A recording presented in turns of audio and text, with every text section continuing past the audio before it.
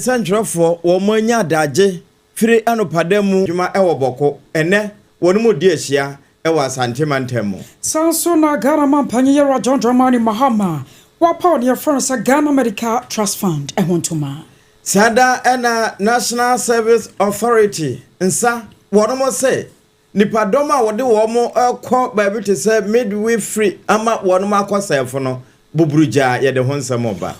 Charles BC wo anaka sayi wa trust special prosecutor Kodie de abon faketa hye ho no wagetumua na woditro afafanto amanyokuo movement for change yellow fever wo mo se de krata bia babonten wo mo kasa efa ma me getri toko no twan ya twena sensen no ho afei MPP amanyokuo no so ye bewuram thank you to afei de kowi akira ensam wa piepie frimo no ano ya yehye ene yatimamufo a wono mo agona afa ho wo mo su anasefo ka ho adan ya wo mo se ensu ho hawo ha wadwuma pa ya bakwa obi man so na boke na faso mali anafe nija maimi ansaka wo mo abomu a won ma hyase etu anamobi ya chini pa ba asabi na wo mo gold board na eche wonom wo mo nya Ghana fo India for Bonibe na wo modi ya de honsam oba ebi ka wenum ho ne abobo ne nyina no de baba so mo don hwe ba ko antam ayo shana so se kase boy dom live wo ko adamfo pa radio Paris France abuchimemu won mo efa bi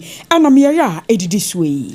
Sompa 101.1 enu ya takwa Sompa afi takura de Sompa 103.3 enu achi ayiko wo mo ayiko e wasante mantemu wo ha ne akiri ponkono Sompa 93.1 Kumase wamaje ede pitin baabia wa hwa adabraka baabia 21st clinic wono afi Sompa 106.1 ene ya bono East ahinkro tachiman Sompa 90.7 yankransa bono East hwa 98.9 Sompa bono ahinkro sunyane na uduru mani masasa paso do mahinkro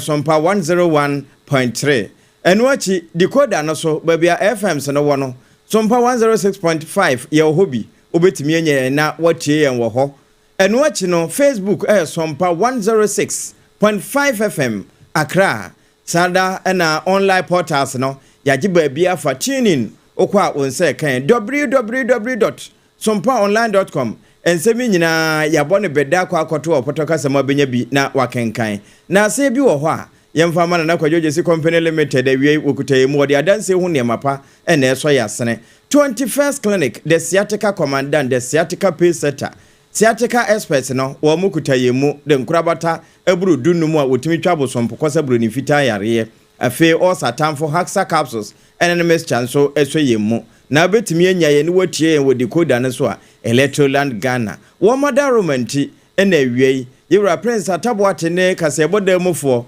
wonu mapia nuanum baanu se yemebensem yima triple A mine Ejapia Apam Dadaa mene Akosua Kodie buati ye na ye homra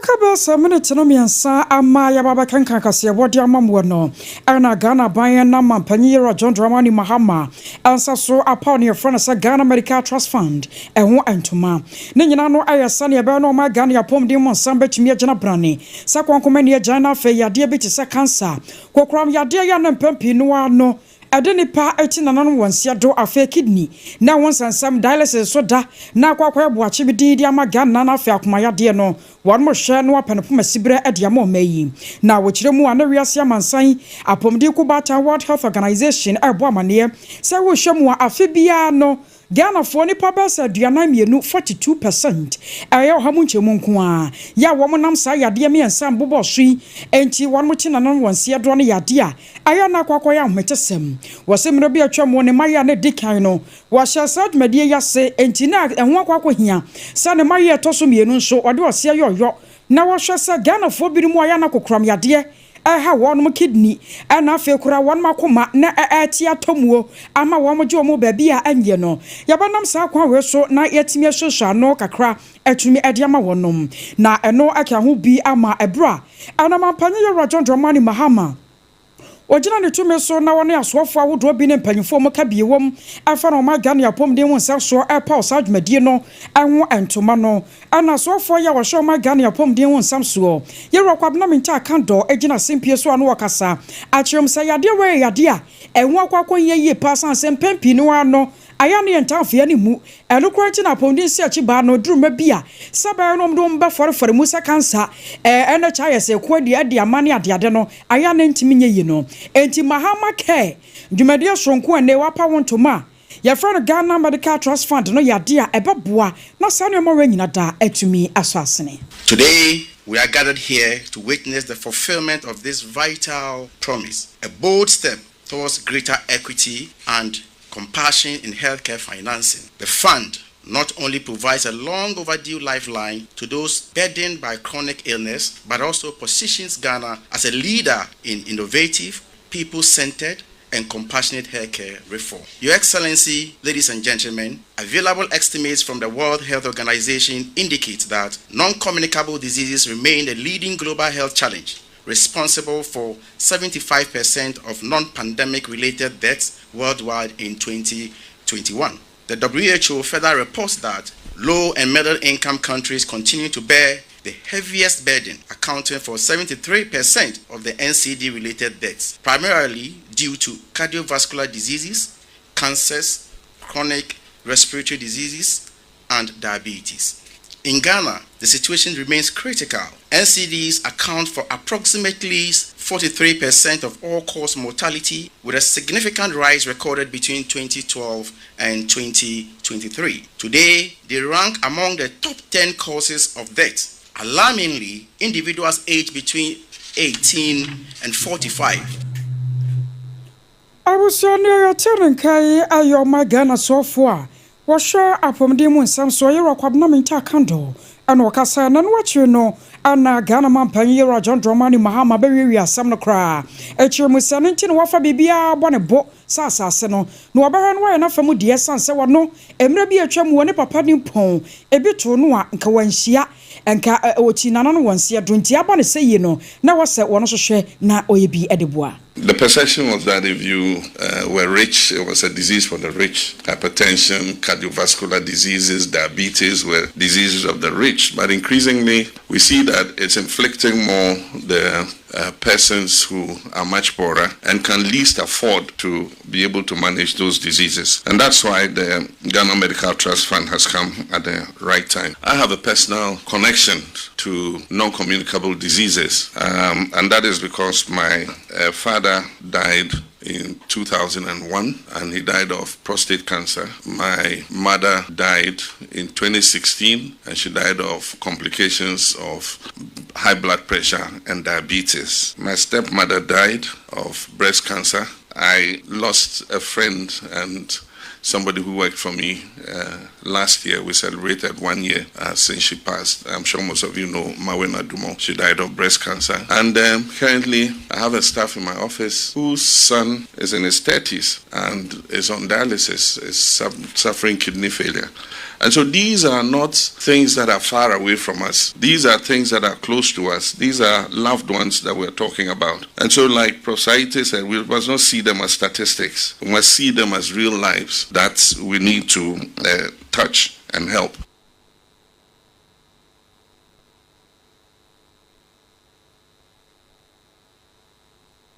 Samahama Keno, Emus Sam Kakra and Yokoti.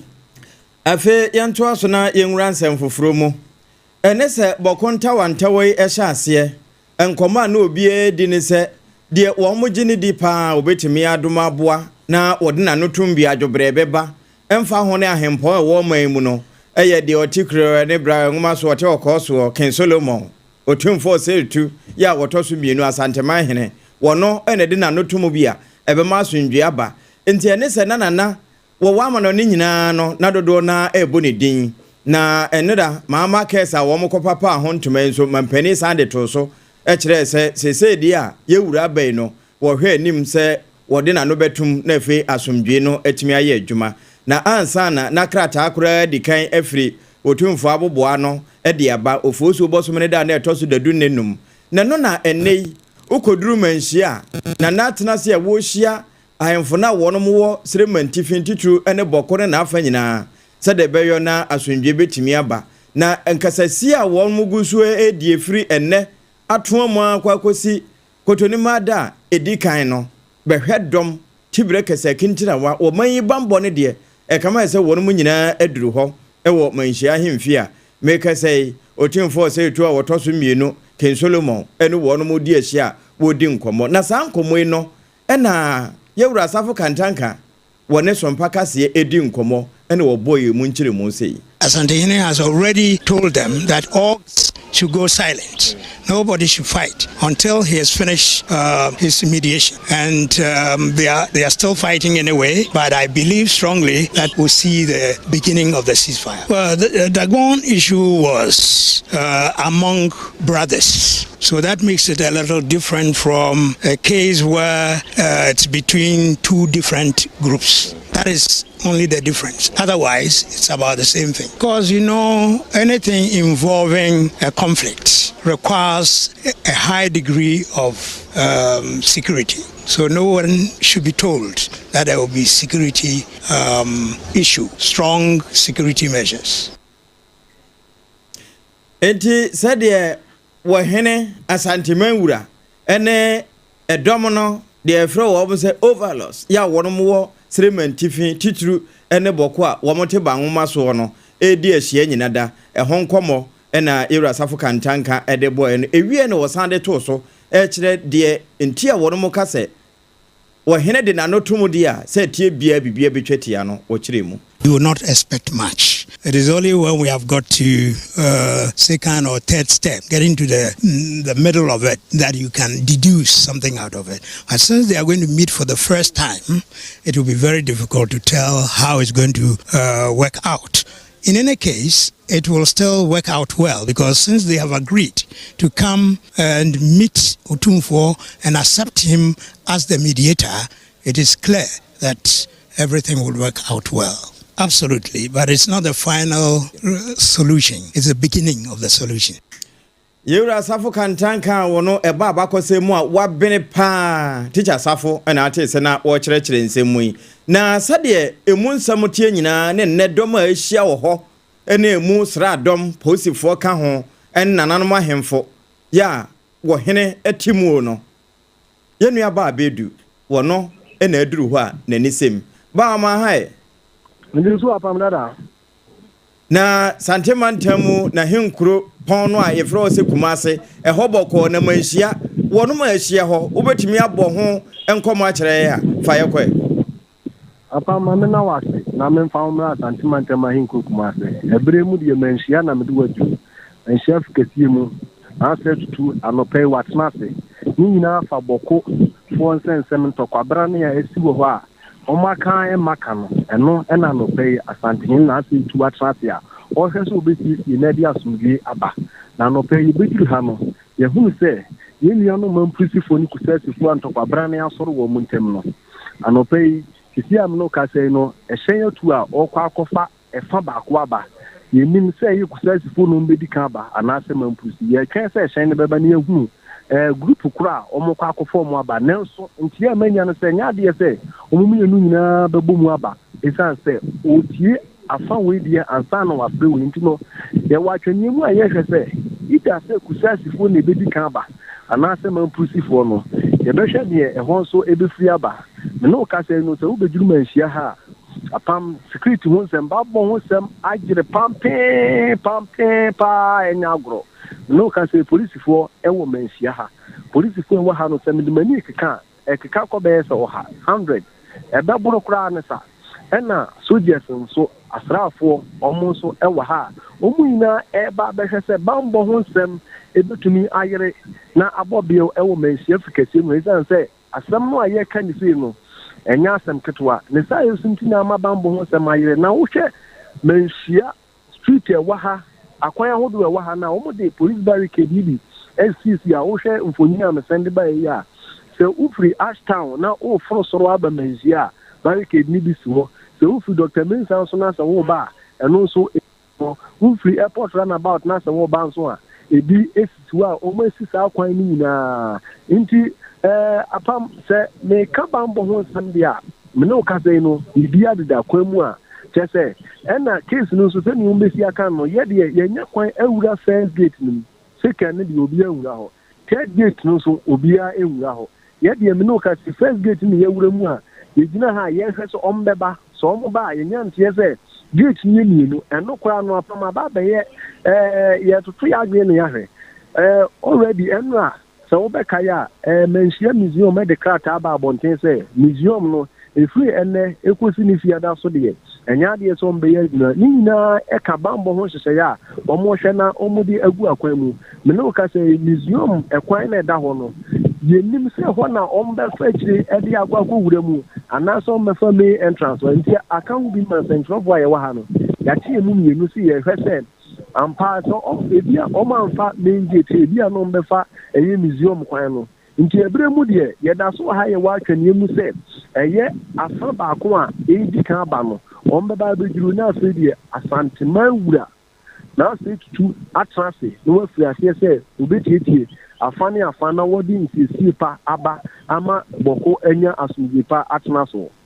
na kwame eba ne sei no uduru kumasa santema ntemu a enya kanfo nko ne wo ho wonu ma ye framanfo titru ene bokofo na wo mbenya nko ho adwo uhu bi wo ho na nkoma wo mo nso di ne sei Apam sanye wadi kan no eno ade ebeju ha no na ye nuanu bokofo na ebi mu nyamae na ebre mu na me no ka se de le hunu se ma komienu ne nsadi etwefia mu ha omu nyina nkomo omu die ni se omu twen se edom no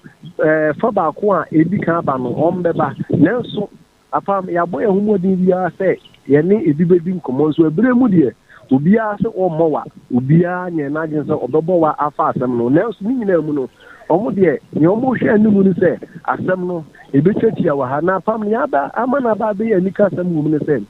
bia no se wodo waso etuto fomu a obia e ka se bokofo ebre mu de utumu se omu anka se omu anu omu ho omu pese asumdue be se so omu mpe asumdue a anka santimawura na se tutu nsa from no nkanya de so ko mbeba nti so omu anya ba begiru ha de a na ne ni yina mpa ye ne de tachire se omu ba asem no a asantimawura betna se so osisi no omu nyina bagina supamu na de asumdue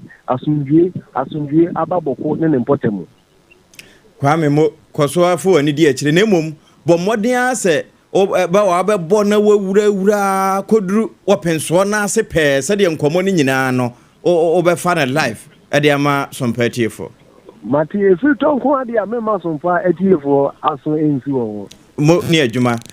yansa njro ni ba abedu ena sabra me kasai waduru manhia ya ehwa amane de ekoso nyina no watwa ne mfoni ede mayi ye to akase no so ayato nsam no so adiamom na asane eba wabedu de ka bo amane afa no manhia ne bokon nsam wo ne ya santimera watakra ne bra nwoma so asigina ye se wobehwe no watu ase no anai manhia palace museum wan makrata omode apia dwa no emunsam kakra eni wan mo kirem se omuni mpefe sa kwansara won sansam yade a ewunya se beboa maga na mayatumi atumpon titire ni obibia da opese oba manhia na afe obabehwe abeti abakwasam ene sane ye nananom se bikon ya wan mo gye asanteman adisi wonom nanso ene se wo hwe mo pa no adwumadi sonko ada santimera nani so a ewo se odie ne nyina ne yebokon sansam ye eno wana motuo nam so ntino sane be na bambo mu nsem betumi ayere na asabi obi mfa ne deda bi ma me ha adwene wo ho ba wi akire na afa asumdua ya se ye pe no ebese akwa sanka mu ntino ene na pam no twa no eno wana mache no wonmo kire sa manhia palace museum no wonmo tum enani kine ye na ehyaase de afiri na dadua ya yakasai eye po so nda to so aduonu enkono na atoa mu akwakosi edaya wada mebosome ne de dikan sane ebe ya ebetumi aboa mabambo no a empanyimfo kire sa wo mu hia ewo honom no betumi agina yie pa afei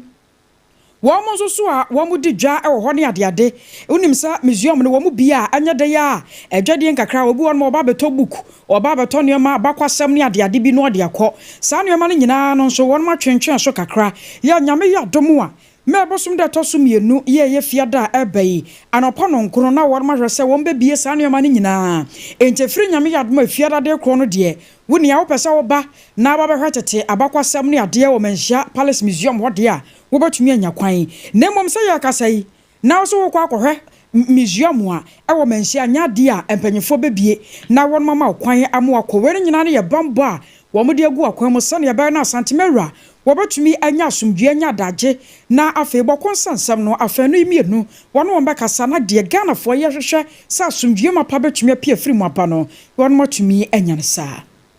Sompa 106.5 FM ewia prempero ka no na de brɛ wo no onua hemfa na wo kan ho na bra Facebook afi bɛhyɛ wo hyɛ no na wo akora ya wo comment afi wo comment na wo like Midday National Service Authority one maboboa no na we no airport residential area PO Box 46 we State House wape Accra eho ene yebutuo na krata efiri ho aba ya yewura Felix Jamfi wono ena ne nsa hyase wo de atodwo ekyese wono mu a akọ anese ne adokotafo ntete awie tituru midwaves nom ene nurses no munyina muka ho bi na de nti a wo kan we ne se National Service aposu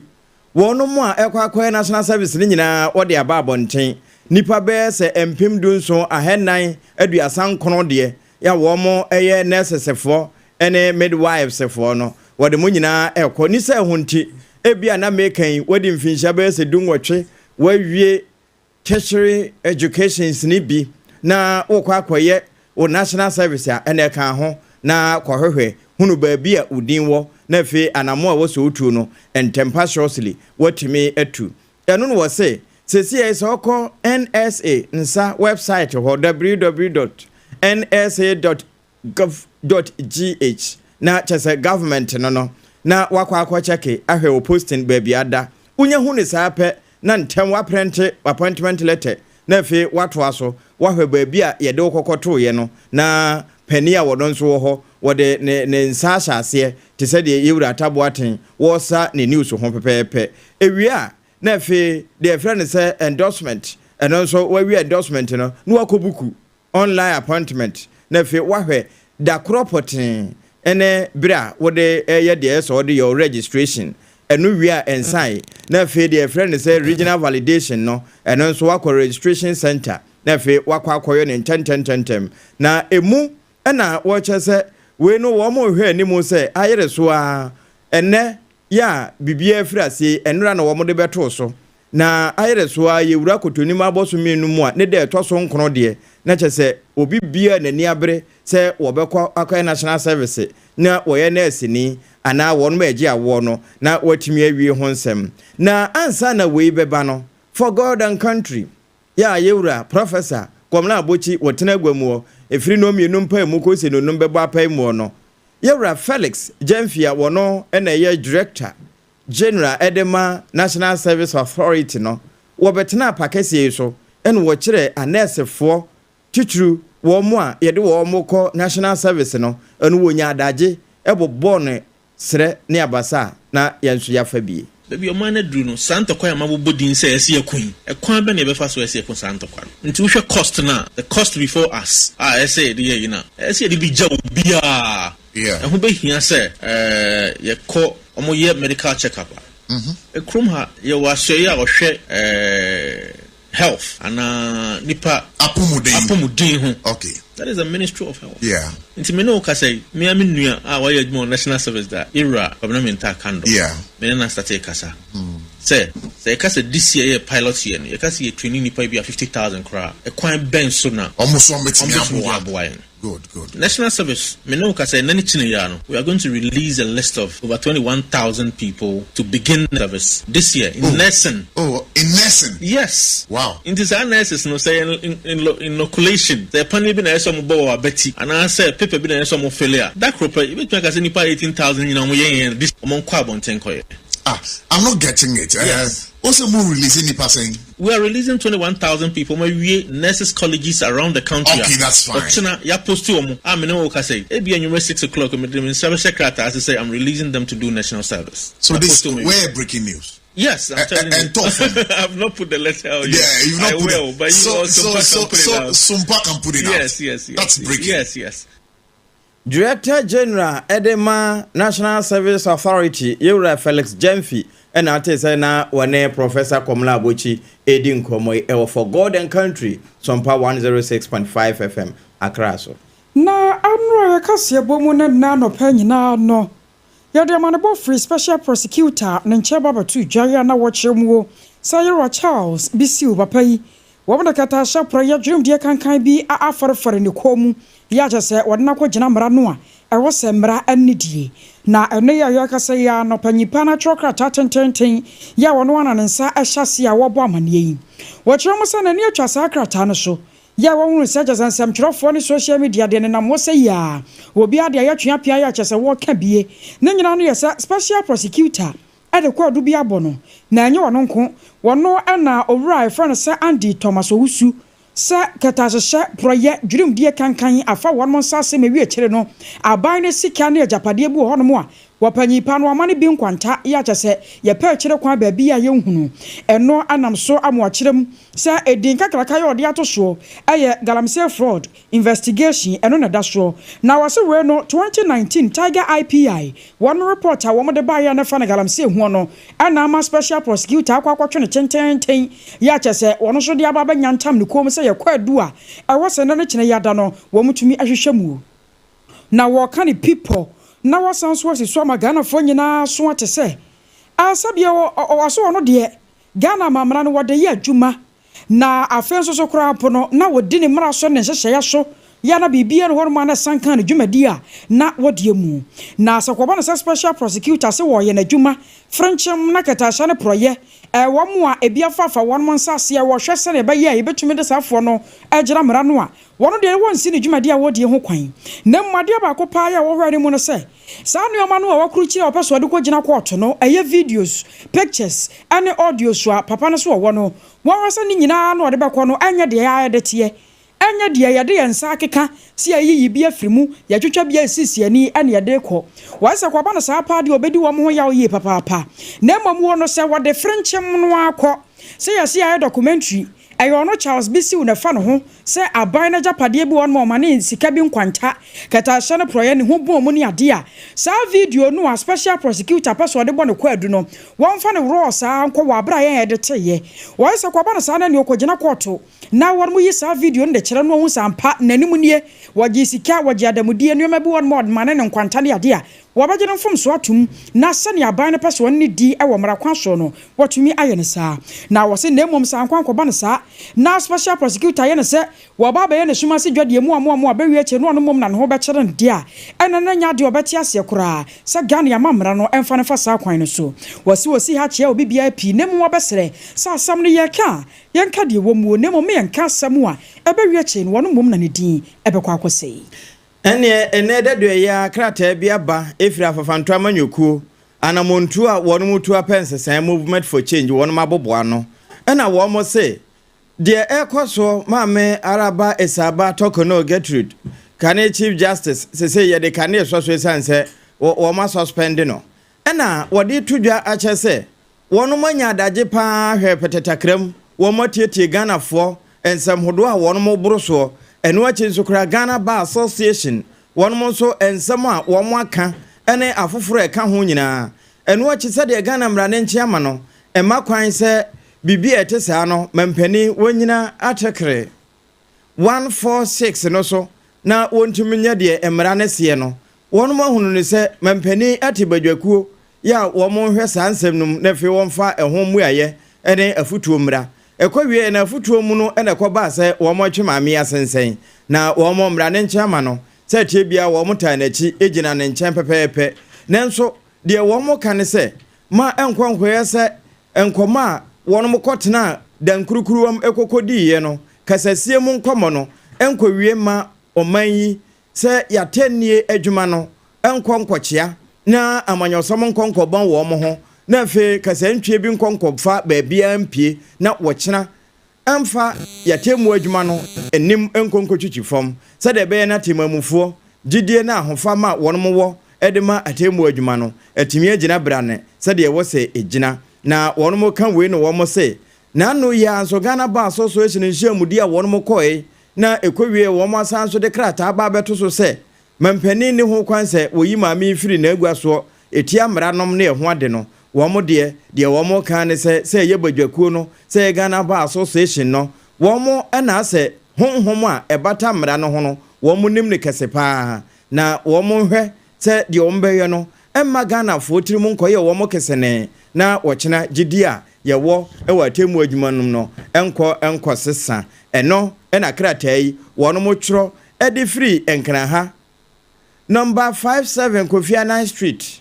Airport Residential Area Accra Ghana ɛna yɛwura Solomon Owusu Movement for Change wɔde ne nsa hyɛ aseɛ ɛma ekui awusoyo to ansam no eso na NPP amanyoko no hyɛ aseɛ ya wɔnom aya thank you to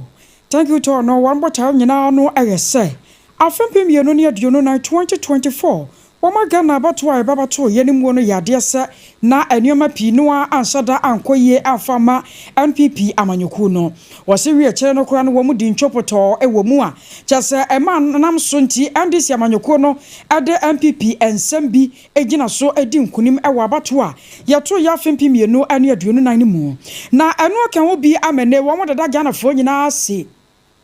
sa e wom se wo mo ani nkunim de na so da Ghana ma yayade ama wo mo kakra na wo mo nyaye no wo mo ani so ho yie pa na anu na wo mo thank you to a wo ma sha se a wo mo koyi asa ya adane akwakwa se wo mo ankasa na atwa wo mo ho a jese wo mo sopa wo mo ho na enya asem ketwa makora we toma we na we nso de amane we na we de nam ha na we de nam ha asa wo mo ntoma gufi no ana sabe wo mo kogina bonten a jese wo mo sie na no krampo ana mampanya be de kire dada yeraba mi akototo bie se arrogance of power de broni beka no eno na kan wo bie nti a enam so ma NPP amanyoko ne di ntwo awo afempi mienu ne aduonu na eboto ni mu one month ye hwe ekoye se tumi no esisi one ma so efra wo mani enti na de Ghana fo beka ne de party empanyifo beka na wo mfa nya adwuma na kenim se ajanka be so wa eno na anam so ama thank you to ya wo de na mui takurade ne go so ne ade ya wo mu chi ne hoi ana yewura Kennedy akompra ko Japan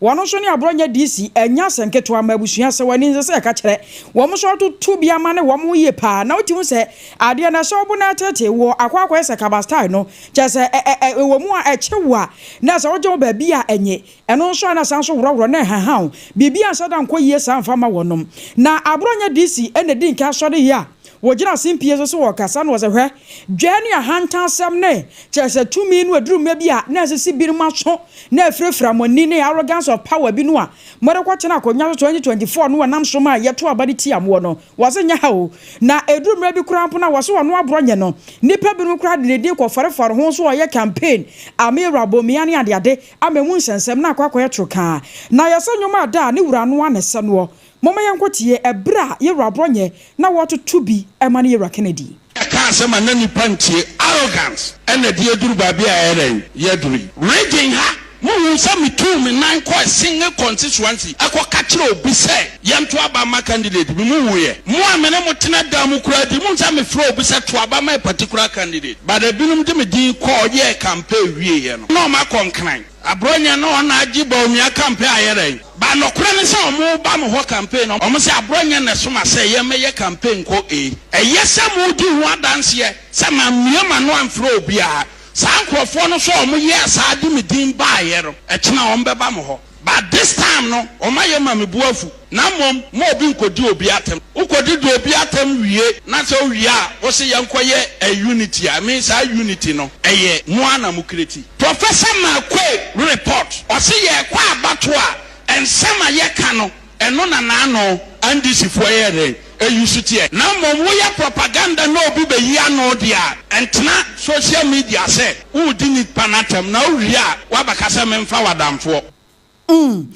na wo a wabaka se memfa wadamfo gwatena social media na to bi ma no wi a wababa ka chem se memfa wadamfo na no achi no yase ashabu na wo na tete wo na se asa akuchia nimni wura yewura Kennedy akompra ko Japan mra bia twemo asen central man shebe dwani papa no wote wonya ya na ne ho kire ne wa honhoro be pai eno ze wo bondog chese wo boapa wo ka asem no ama na twimi ama metie nyina me honhoro ene na wo nsosomu na je wodie Midday, I'm telling you the truth. Obia nye beman chobia. But party nti enipa bi tumi kasa te se omo member. Omo nye member. a back contributions here in Zika, and they talk as if the whole world is for them. It's not for them. And yet, a Kuruya,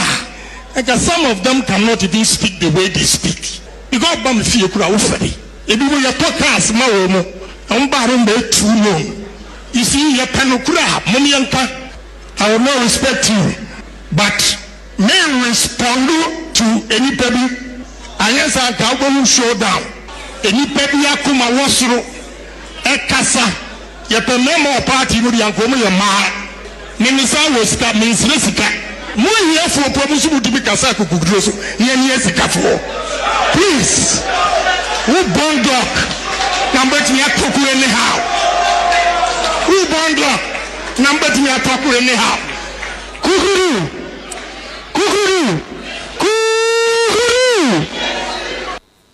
Ania na kukurudu noa ne yade baje so wa soro amanyokuo na busua anya asam ketua ma o thank you to no ana wo bondo nyina piemu na se wo bi nyakoro abatotwade e wo mu na ne yonko anu ahono enti wo ya kakra ye free wo ba abronya DC ana ye ro Kennedy akompeko e Japan eno yasasa kuti akentemma wo de da asa ye boss wa na wahunu ye nwura nsem foforo mu na mede wura abonefo mu Ghana Gold Board Security no tax force a ebaye wo ma ye adwuma so no papa amna nso amasese wo ma so nipa baasan bi epanchi na yarehosam ne se wo no nya Ghana fo edin a edem anim no nipa miensa na baako eye Guatem Katria wo ye Indian ni ena Mirage Savajef wo no nso eye Indian ni saa ena fe Manas Dameni wono nso wo nyina ye India fo na yeso wo mo panchi a na yewura Musa Salifu wono no gold hu dwuma pa ene wodie kumase ne nkra nyina unique company ena wonom ekokofa nyansakwan ekoko wi no ewo Atenga Junction ye wo kumase na ewie ye no wo mo fa nyansakwan asan da ne gold no fo ba bi foforo se wonom kwa akoton eno ena posi sadomo a wonomo eka sa Gold Board Security ho etimidi wo mo ntente na wo mo koso wo mpa echibre ko ananka wo ko black market na wakwa akoton enti achimota circuit court ena enora wo mo ekọ asetena wo frɛ sa anuanom baasan ede wo mo ebabegina emre nimu a wonom ahyese na watwemienu kokọ wo mo mfa nkonkoda kokum na fe wonom enhwese wo mbetimi ayo noma paama nokure no baabi hunta bia no wonum etimi ehunu enenti National Security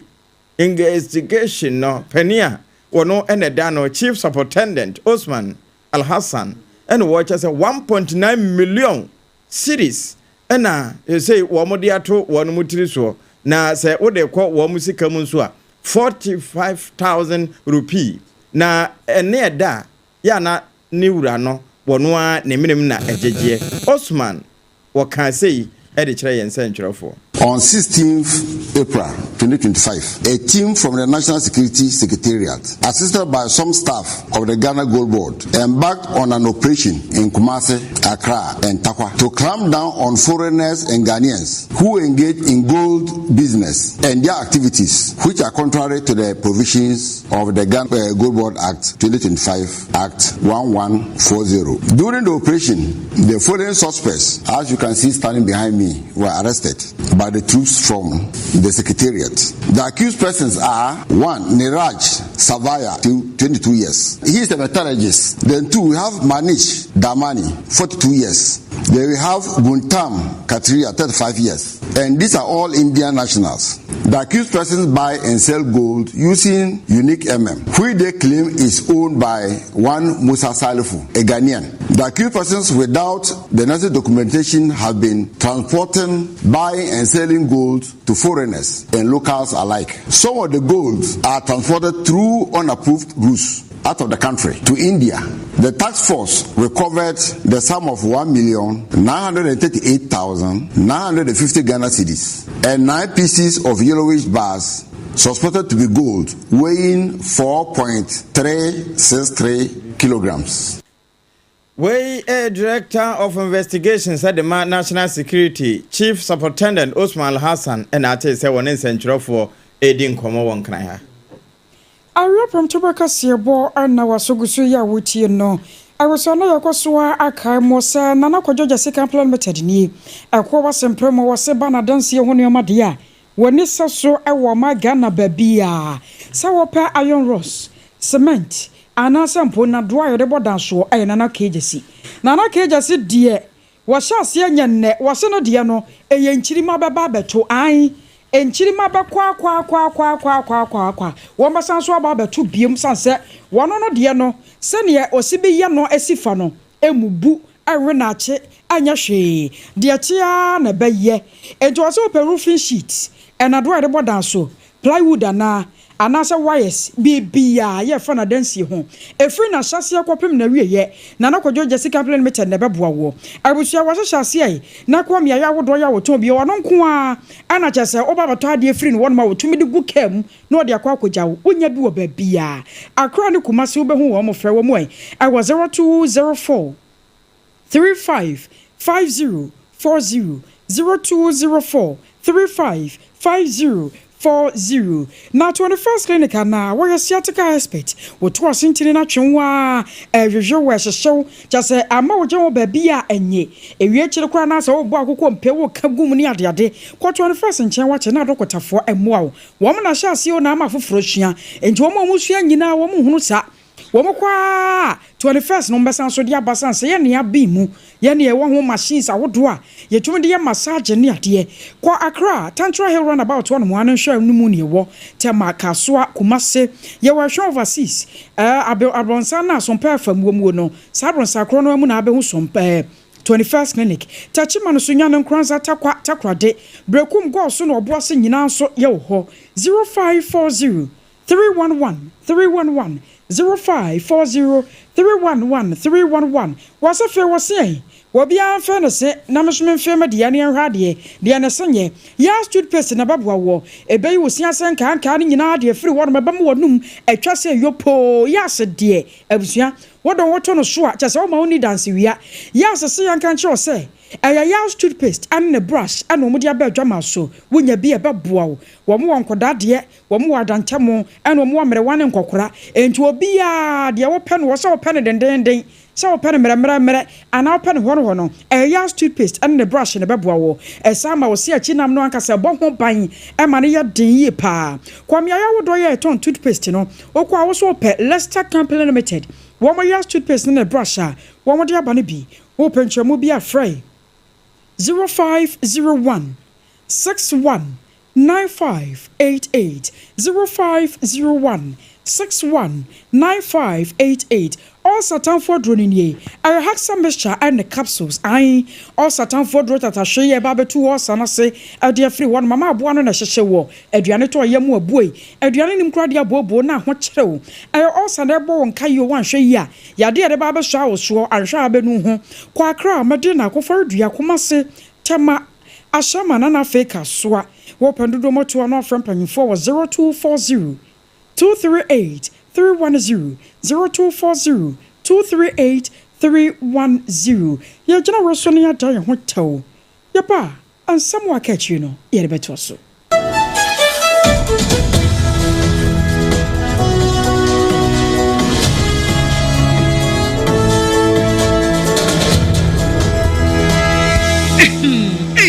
Edrano pa wutimi to wo boase etwitwi wusi o ado na so ni se me de yas toothpaste and the brush and etwitwi mesima minya homka senti na ye bokoi na me de me all time favorite yas herbal toothpaste and the brush aboa me amasesei menum nso a enwunu anasa de ehia me semfimfem me biem na won hwese mesi aye fita sesrecha homa na et brightens yas whitening toothpaste and the brush and me di hwimese enti na wo se afei na yas total care gel toothpaste and the brush ne de ebo wo se ho ban demu ne nyina ema wonum ye sham. Oh yes, Enukratrodo, Yas Herbal, Yas Whitening, and the Yas Total Care Gel Toothpaste, and then the brush, Abusian Chamfa. Sawo Pedudu 2 Ewon Kran ha. From Leicester Ghana Limited, and was 050 161 9588. Leicester Ghana Limited and the Yas toothpaste mo ahodo and the brush abedwa so abeboy 21st clinic yes sciatica expert sciatica no wo nerves na wo to ase na fa wo siremu na fa wo nansia besi ase ho no se ho techema eno ene yefa ne sciatica na etimi bubu wo to ase ka wo se dwe wo sirem wo je ho ba bia enye na no na 21st clinic ba ye adwuma pa wo mu ye ntia baso bo ma je no Ghana ha ene amono ne enya asem ketua wo mu je international awards ahodo wo mu je local awards ahodo na anu nso na wo mu bie the only sciatica research and treatment center in Africa bibrim ha no ebi ni ba bia je 21st clinic nkwa wo mu de bibidro ene besa o yare no masa de machine aka ho eya yare sabia yare bia wutimi de ko ne mama ade ba ko a wo ma gidi wo mu pa no eye sciatica ena stroke nso de kwa diabetes ne hypertension ne ade Ghana ha ba bia wo mu ho enkran ha sese ye wo Tantra Hill runabout se wo fi enkran eba ye wo wonsa nifa so wo fra masaman so na eba nso a wonsa bonkum so eho na wo behu ye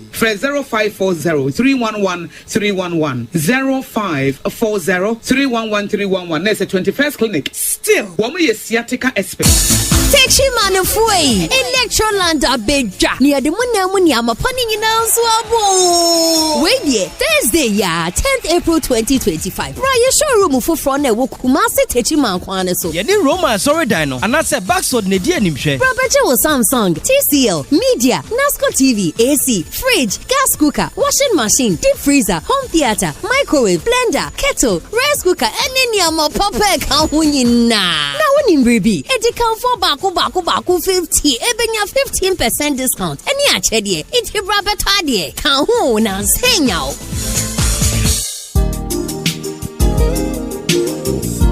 na ede na aya obayi a oda forma so ne yafunu mu emunumuni oh Mr. Entry also yare ya titi me ben fie pi nanso ne yam nwono da se me chew no ahodo amato a me hunu hwe a ebe ya nwanwa menyi ni se wato ulcer tamfo hexa capsules any hexa mixture yanum bom kotia ulcer no bia ma no anom anka ne ho ato no dadaada ulcer dro de eno ani hexa capsules any hexa mixture akom ni nkyeremu ulcer ye kura eto yefunu ene ensunumu etuma wo yefunu ekeka wa wogire ho a enye ulcer etumi ema wo ye cheko ebra wadidi awie so how eye ulcer de a compare hexa capsules any hexa mixture nanum bom na ho ebeto pedudu atu a ko okanshi drug lane Kumasi Dani Herbal Takrade AA Mensa Anafre 02038228555 Apinfo abatan a woma won mofra no fo ene mofra woni mfiedu mienu enka ho Hexa capsules ene ne mixture ulcer tamfo edie age adwadie nkratuo yi atom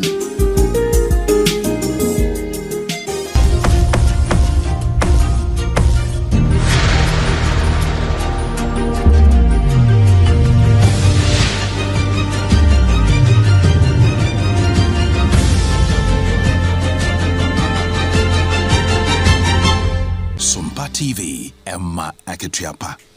Ama Akatuapa mpawosya damwase samotwa ye ama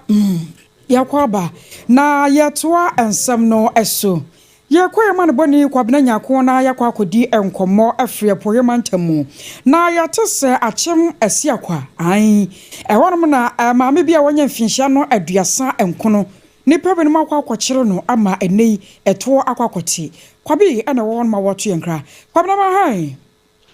mejo so miniaba apoyo tesai nyankopon adom nanso enye bokosa boyemu ai miniaba asem tentini tete wanyina no ene se mino kasai videos ahuro bi enenam social media eso ani nyina no eye mame ebia wanya mfihia aduo sa enkron 39 years abetodwa atemse ofi atemesi akwa no wo ebokwa south mensi ni mu ewepoye emantem hanmo na video no nkyemu nyina no ene se ebusafo no atemse enne na wotwe pepepe ne brada enne na wotwe pepepe na mama efe ne se amasewa no obi a oye iti no sanso eye decorations okra fifie sempo no okone dada adwuma ewo esi akwa krodua na emu na omuchemu se eda no ekwa wieye no enya ade a amasewa sanati ebe fie ebio ene se ade enkoche ni wukoda eso a ni mobile phone na oyuso no omu se obi asende video bi afaso omu mie video no mo hwa na chese amasewa we ena omatechire no ede no ati akonya eso a ɔmanfo mo adi sɛ anyina basem no yehu omanim na so ti omkasa na omo pache so omo ye Nigeria fo na oma kidnap maame na me no ekase no owo Nigeria Kodie no emu adechi ye ne yawoda eso no omo sa so send video fufuro ebio na se video na ban ne de na eye naked na ne honam go na onhwehwe na no so mo chemu se omo record e de fitogo omo record e de fitogo no nti na ensem na koye bise ho a omo hye na nim babi potia omo chi amasewa e de no akwakokosie na no na busuafo no hu se da bi se ne keka kono emu ayeden eno nti me no ka se omo lodge formal complaint e de ama police adom e wo apoe mantem na bie ni popanyfo woro e babom sesema omo dimu akotere se be ombetuma hwehwe mu na impo babi potia omo de amasewa akoche no omo timi hu na ade ba kwa wo mu no ene se omo di kan kura ene amasewa busuafo no bi di nkomo na omo echem so mo hia 500,000 Ghana cedis 500,000 Ghana cedis ansa na omo ja amasewa amana ba efie na no na video foforo kura pa beto dwa no amasewa kura chem se omo de mo na babi krompo busuafo na ka no mo hwedim se omo betima send this kind of dem na so besi enne enya ade a saa momo no omo betima send e dem mo enu nti video beto dwa sisi ano amasewa don kotosere tudwa achem se adaworo ma ekwan bi abusuafo ni pono temamfo ebetimi aboa ama enne baby a wakokodi enam ni pabonefo mo so ni pechi no ombetimi ho moti ekwan timi no kata ni de maame a wanya fishi aduasa enkron o hwe no amasewa no ya che no asie a me no kase no a police fo nso eguso ebo mpempe ni police fo empanyfo twetwe nkomo na so mo chemu se sansem bi se na beto edwa na eya na mo mpese o mo beka ho ensem bebre ama sabi timamfo no etime hutan se akoye security matter to mo chemu se o mo tun wana mo bi ahwe e de aboa se be ya o mo sa ebetimi aka amasewa akwabi bo me maame no a ye ka ne ho asemo no wono na eda Facebook isu mina ba se me sure say maame no a ye ka ne ho asem no na da TV isu me ba cho no pepepe abusia mo de ya chi wo Facebook no so no aya Sompa 106.5 Facebook ni ya Sompa 106.5 ana YouTube no eno so ya Sompa live anasa Sompa 106.5 wote mo se we kra na ya ye ani ni tuntum no enye easy na kwabi ya kwaba ne seye no abusia no won mo se waba no ankasa no wo kunu wo mana meno ka se amanebo abeto ya pro so achemi se owo eba ako owo eba ako ne mom enye one obemma na eche ne dada asesena emu saa na asemnete enti fitin nan na watwe no a woyira ya bepem sese no won munya hu no omo enya hu no no benya bia no video we no aya hwe no aye hwan na sande kwama abusuafo no enkrofo na omache maame no eno mo de ono akasa ne mobile phone a o use no e de send videos no e de mabusuafo wo mo de maame ne mobile phone na sande ye sa pepepe na anyambia etimi kire ba bia location ni free ana that's na phone sa ba no de etimi ye betimi atrack ya kwa ko hu ba bi potia wo mo hye ye ne busuafo ne din komo no mo chemu se o maka ho nsem nyina de ama police phone na a police phone so aboma no ese efi na ekono information tetetete sa no omo emma abontin fametu edwa esan so mankasa take up the matter me no ka say enhwemu kase pa ekose be ya ba bia videos no efi ede ba no se microphone no betimi attract ne se ne awoka na on betimi aye ne sa pepepe na wo se nkrofo ne hefo we no amademo na chemu se omo ye Nigeria fo na wuti omo kasa no kran so a en Nigeria fo kasa no se no mo ka bofu kasa no ese enu nti anya nwanwa se ebiombe Nigeria for sania omo kan no wo video abudi kan e de send abusua no emu abusua wo de mo na Facebook wona mahwade na yenim se yaka no wo ya fidikase isuyi ena ne kire ya da posifo ba kire wo mo won ba kire wo mo nyina sanse Ghana Police Service de ya gi wo mo di na yenim de wo nso tumi ye ya chese won betumi ade aboa enti abusua yemfa ensi na yensore so na tew yenkwa mono ne na yemfa amonone ensem emra mesom na fe yensore enkonya so na yakasai amama wodro miensa ya wo nyina wa bimemu Burkina Faso Mali ana Niger ya wamate wamu frɛ kwa wasemu krampo nche bia no wɔn ma hyase a wɔn mutu na mo sɛ ne bɛya wɔn ne Morocco empanyimfo betimi ato kɛse na asa na moto sonkon ya wɔn de agu akwan mu yi na ɛyɛ Foreign Affairs Minister ya wɔn ɛwɔ Burkina Faso wɔbɔ amane atwere sɛ ɛnɛi sɛ wo hwɛ mu a Mali Niger ana fe Burkina Faso ana se womo abantugo ba ye na fe so kura ekowase womo ate womo afirim so womo pese womo ankasa hwe esi gina ye ma womo man ni tumi kwankan wa abra womo nse obi ya se meye lala sulala wa maame amani abobi anti no ene womo ni Morocco man na ka bom na Morocco nso age womo awa atu safa na dwade won sansam ne ma bi womo mu hia womo sa betumi aka womo beye ne fe so atumi de ama womo maman mi ensa no womo nkita wodie no atumi atumpon sunti wo mo kyerɛ sɛ nya nna anaso wo kyena bi ɛna wo ba bɛyɛ wo madwene sɛ ɛkɔ wase no wo mo ba bɛbɛm sanse wo hwɛ mo kora no a efiri da wo mo te wo mo ho ya kyɛ sɛ asrafo dɔm ba bɛdi wo mo animo no wo mo sɛ man ni etumpɔn Burkina Faso won makasa hyase aduadua wo mu ntose ne adeade enti enei se won mo hyase se wo mo so eboa na won mo twumi akonkan ye bema kyese nkitawodi a eda sa mayi mienu emiensan ntam ya Morocco aba beka won se obeso won masene no atumi agina yie pa na won mo dwade no enoma nyina da atumi awiemu de yenyina wo so yi na yemfa nsam ne nyina da ensi anansam a yede ba ye no de na edi makote no bi eni